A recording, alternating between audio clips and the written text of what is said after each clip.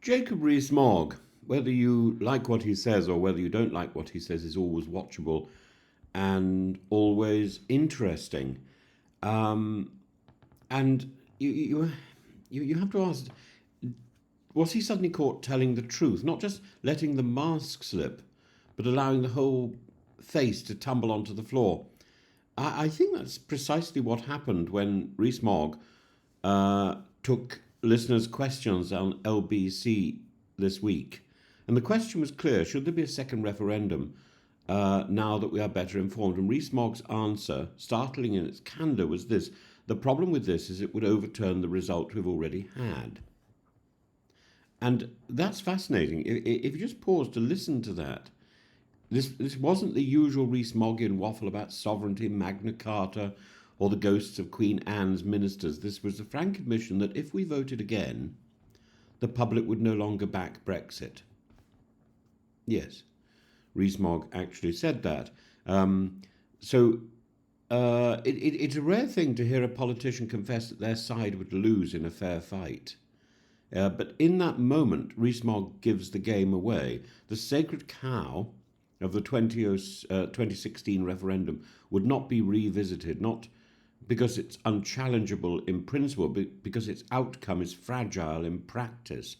And then came the old chestnut: if we had a second vote and it goes the other way, do you then have a third vote? To which one might reply, when did democracy become a one-night only event? Of course we have a third vote or a fourth vote. We keep having votes. If there's any doubt about the result, we keep having votes. Democracy is not a statue to be preserved in aspic. It's a process, not a fossil. We vote on tax every budget. We vote on governments every few years. The idea that one plebiscite in 2016 should determine our nation's fate in perpetuity, regardless of new facts or unfolding consequences, is not democratic conservatism, it's political superstition. And particularly when the 2016 vote is shrouded in the possibility that we were deceived. The superstition about this plebiscite, about this referendum, turns dangerous when attached to policy. Take, for example, the matter of a no-deal Brexit. Rees-Mogg once, again, fielding calls from the public, was confronted by Dr. David Nicholl, a consultant neurologist who helped write Operation Yellowhammer's mitigation plans. Nicholl's question was devastating in its moral simplicity. What mortality rate are you willing to accept in the event of a no-deal Brexit? And Rees-Mogg's reply: I don't think there's any reason to suppose that a no-deal Brexit would lead to a mortality rate. I think that this is the worst excess of Project Fear. It's not a rebuttal, it's an evasion disguised as sneering contempt. When a medical expert involved in emergency preparations warns of medicine shortages and isotope supply issues, the correct response is not to brand him a Ramona, but to take the warning seriously. Instead, Rees-Mogg mocks him, insults his professionalism, and declares his mitigation work substandard, as though he, an investment manager in pinstripes, were better placed to judge the consequences of radioactive isotope shortages than a specialist neurologist.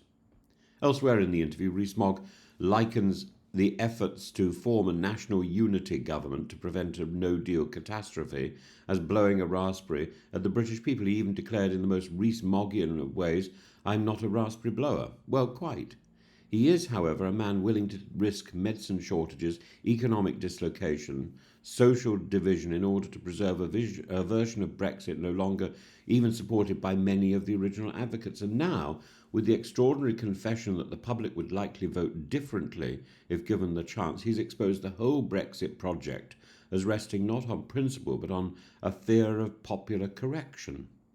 Rees-Mogg's U-turn, or rather his rhetorical self-sabotage, is not merely amusing, it's diagnostic. It tells us something profound: that the defenders of the first referendum now fear the democratic method they once invoked. The argument for Brexit has moved from we can do better outside the EU to we must not ask again in case the public says we can't. It's a strategy of delay and distraction, of waving away the voices of medical unions, economic forecasters, even farmers, all dismissed as Project Fear, even as their predictions are fulfilled. It is, in short, an argument that has run out of argument. If Jacob Rees-Mogg is correct, it's a big if, and a second referendum would indeed reverse Brexit, then that is not a reason to suppress it. It's the strongest reason of all to hold one. Let the people speak again, not to undermine democracy, but to renew it.